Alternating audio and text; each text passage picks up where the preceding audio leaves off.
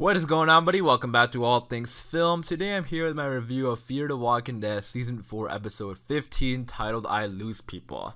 Before I do begin talking about this episode, I will say if you haven't seen the episode or you aren't caught up with Fear the Walking Dead, a spoiler warning, but other than that, let's get started. So I had mixed feelings about this episode. There's definitely some moments that I liked and some moments that I didn't like, and we're going to talk all about that in this video. But the premise of this episode was basically the group trying to get off the roof and get out of the hospital. Now they accomplished, as we saw, but during the journey there was a lot of hiccups and stuff that kind of annoyed me, and there were some moments that I did like. We're gonna start off by talking about Jim, because the big takeaway from him was that he sacrificed himself to save the group, and that was very predictable. I'm sure everybody saw that coming. I even talked about it in my predictions video. Jim sacrificing himself only made sense because what other purpose would he had? Because he got bit at the end of last episode. Was he just gonna sit up there and die? No, they made that way too predictable, and Jim was super disappointing as a character because, I mean, don't get me wrong, the actor is great. I definitely think the dude is talented, but still, he was just right from the get-go. Jim was complaining and bitching to Morgan, and all the way until the end, he just, he saved everybody, and I did like that, but why would they? That's way too predictable for a character to do that. That his whole storyline of the show was so predictable, and it really had no purpose other than the recipe for beer. And I just feel like they could have done more with him because the actor is great, and I feel like they could have made him a much more better character. And I don't know why they try to aiming him at trying to be so annoying. I just don't understand. Like I said, everybody saw a comment that he was gonna sacrifice himself, so I feel like if they made his character totally different and more enjoyable and more likable, and maybe build a friendship with Morgan, because honestly I thought that's what we were gonna get at first, because those two met first, when Morgan was on the road. Make those two have a good connection, a good friendship, and then finally at the end, those two are the last two on the building, and then he decides to sacrifice himself. Nobody would have seen that coming. I feel like that would have been so much better, but the dickhead having a change of heart is super predictable. But let's move on to Morgan, because again, I have no clue why Morgan was so bothered by Jim. Everybody else in the group was saying that Morgan, it's not your fault, but here comes Jim saying it is his fault.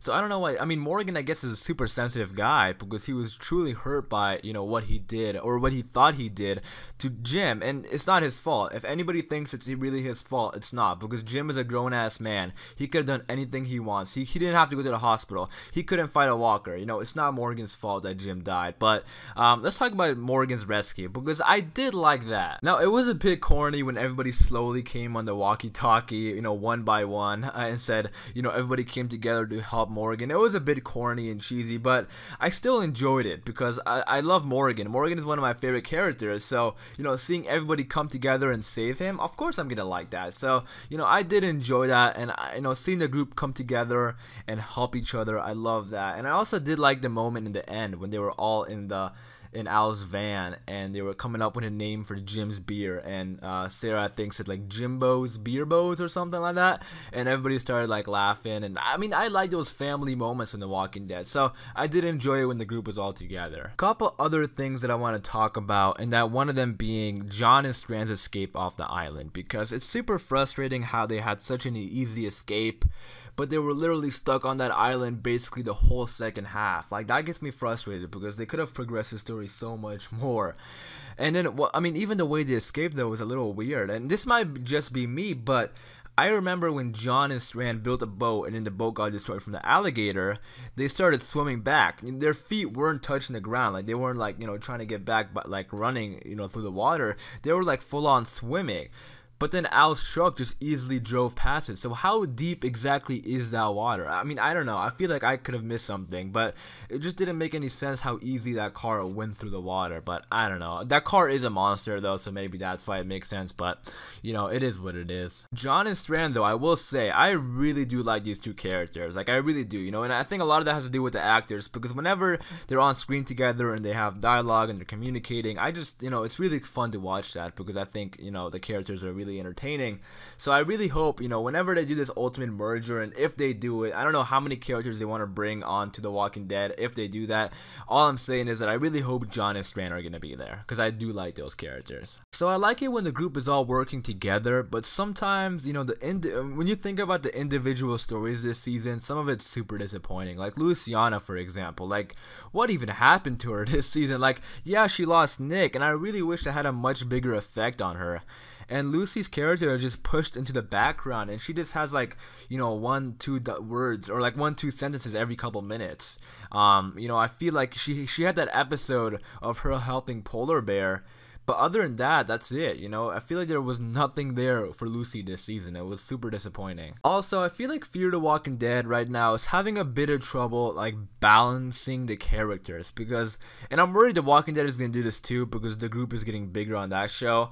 But the group is getting bigger, and what I mean by that is that there's gonna be characters who go like 5-6 minutes without speaking, and then they say like one line, and then they go another 5-6 minutes without speaking, and it's just super weird. And two prime examples of that is Charlie and Lucy.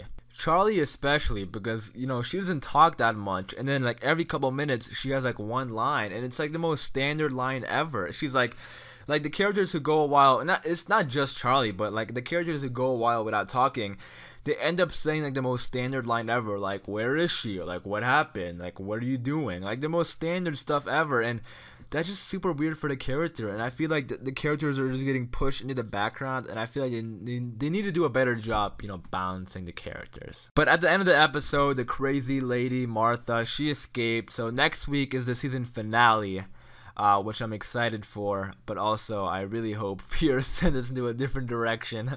But yeah, I'm excited for this finale, and I'm excited for The Walking Dead to return. But I'm just wondering, like, what's going on with Martha? We got one more episode this season. She escaped last episode. It looks like, you know, she's back on the run, and the preview was a bit, you know, it was pretty wild. You know, some crazy stuff looks to be happening next week, and I'm gonna discuss all that in my predictions video, which is gonna come out later. So, you know, stay tuned for that. I'm gonna be looking at the promo and sneak peeks we got. So I'm gonna wrap it up there, and I hope you guys did enjoy this video.